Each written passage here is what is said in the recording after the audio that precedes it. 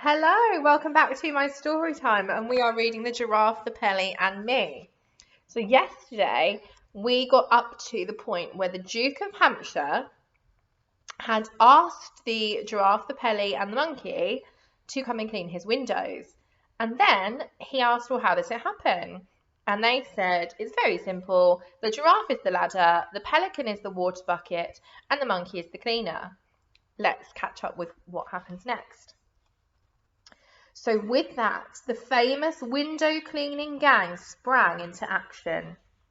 The monkey jumped down from the giraffe's back and turned on the garden tap. The pelican held its great beak under the tap until it was full of water. A picture of that there. Then with a wonderful springy leap, the monkey leapt up once again onto the giraffe's back. From up there he scrambled as easy as if he were climbing a tree up the long neck of the giraffe until he stood balancing on the very top of her head. The pelican remained standing on the ground beside us, looking up at the giraffe.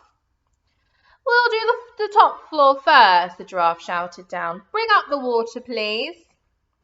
The Duke called out, Don't worry about the two top floors, you can't reach them anyway. Who says we can't reach them? The giraffe called back. I do, the Duke said firmly, and I'm not having any of you risking your silly necks around here. If you wish to be friends with a giraffe, never say anything about its neck. Its neck is its proudest possession. What's wrong with my neck? Snapped the giraffe. Don't argue with me, you foolish creature, cried the Duke. If you can't reach it, you can't reach it, and that's the end of it. Now get on with your work. There's a little picture of them having their argument.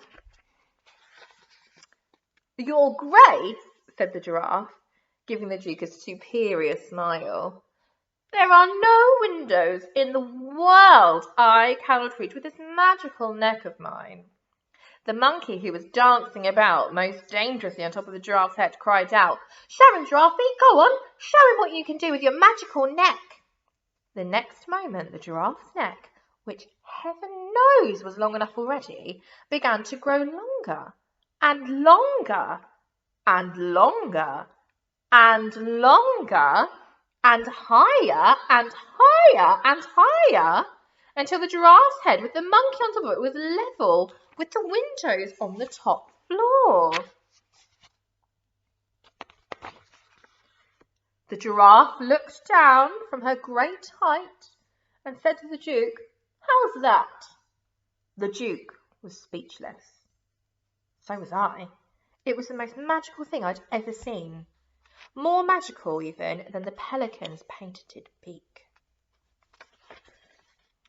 Up above us, the giraffe was beginning to sing a silly little song, but she sang so softly I could hardly catch the words. I think it went something like this.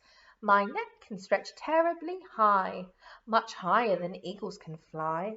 If I ventured to show just how high it would go, you'd lose sight of my head in the sky. The pelican, with its huge beak full of water, flew up and perched on one of the top floor windowsills near the monkey, and now the great window cleaning business really began. The speed with which the team worked was astonishing. As soon as one window was done, the giraffe moved the monkey over to the next one, and the pelican followed. When all the fourth floor windows on that side of the house were finished, the giraffe simply drew in her magical neck until the monkey was level with the third floor windows, and off they went. Amazing! Cried the Duke. Astonishing! Remarkable! Incredible! I haven't seen any of my windows be this clean for 40 years. Now I should be able to sit indoors and enjoy the view. Suddenly I saw all three of the window cleaners stop dead in their tracks. They seemed to freeze against the wall of the house. None of them moved. What's happened to them? The Duke asked me. What's gone wrong? I don't know, I answered. Then the giraffe, with the monkey on her head, tiptoed very gingerly away from the house and came towards us. The pelican flew with him. The giraffe came up close to the Duke and whispered, Your Grace, there is a man in one of the bedrooms on the third floor.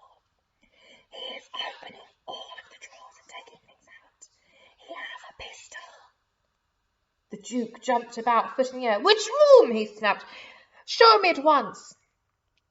"It's the one on the 3rd floor, where the window is open," the Giraffe whispered. "My gosh!" cried the Duke. "That's the Duchess's bedroom. It's after her jewels. Call the police, summon the army, bring up the cannon, charge with the light brigade." But even as he spoke, the pelican was flying up into the air. As he flew, he turned himself upside down and tipped the window-cleaning water out of his beak. Then I saw the top half of that marvellous painted beak sliding out of his head, ready for action. "What's that crazy bird up to?" cried the Duke. "Wait and see," shouted the monkey. "Hold your breath, old man, hold your nose, hold your horses, and watch the Pelly go."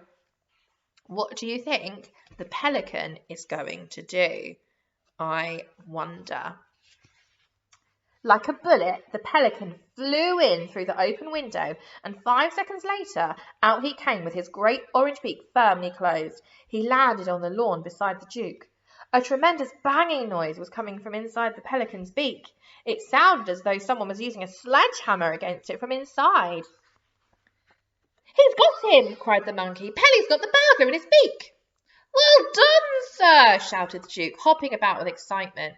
Suddenly he pulled the handle of his walking stick upwards, and out of the hollow inside of the stick he drew a long, sharp, shining sword. "I'll run him through!" he shouted, flourishing the sword like a fencer. "Open up, pelican! Let me get at him! I'll run the bounder through before he knows what's happened to him. I'll spike him like a pat of butter. I'll feed his gizzards to my foxhounds." But the pelican did not open his beak. He kept it firmly closed and shook his head at the Duke. The Giraffe shouted, "The burglar is armed with a pistol, your Grace. If Pelly lets him out now, he'll shoot us all." "He could be armed with a machine gun for all I care," bellowed the Duke, his massive moustaches bristling like brushwood. "I'll handle him. Open up, sir, open up." Do we think that he should open up? Suddenly, there was an ear-splitting bang, and the pelican leapt 20 feet into the air. So did the Duke. "Watch out!"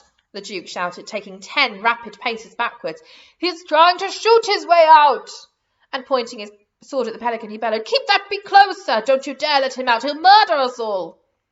"Shake him up, Pelly!" cried the Giraffe. "Rattle his bones! Teach him not to do it again!" The pelican shook his head so fast from side to side that the beak became a blur, and the man inside must have felt like he was being scrambled eggs.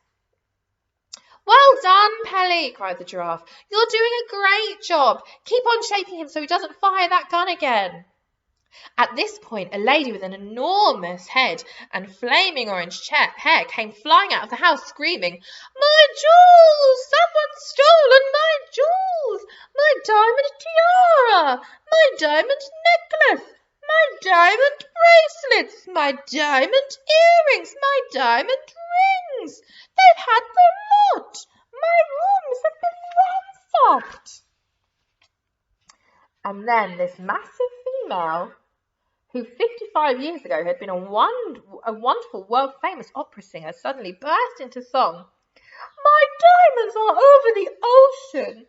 My diamonds are over the sea. My diamonds will pinch from my bedroom or bring back my diamonds to me."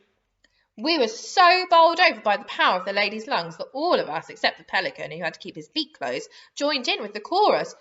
"Bring back, oh, bring back my diamonds to me, to me. Bring back, oh, bring back my diamonds to me."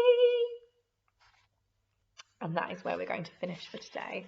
We've got this much left, and there's a little peek there at what might happen next. So you can look forward to that tomorrow.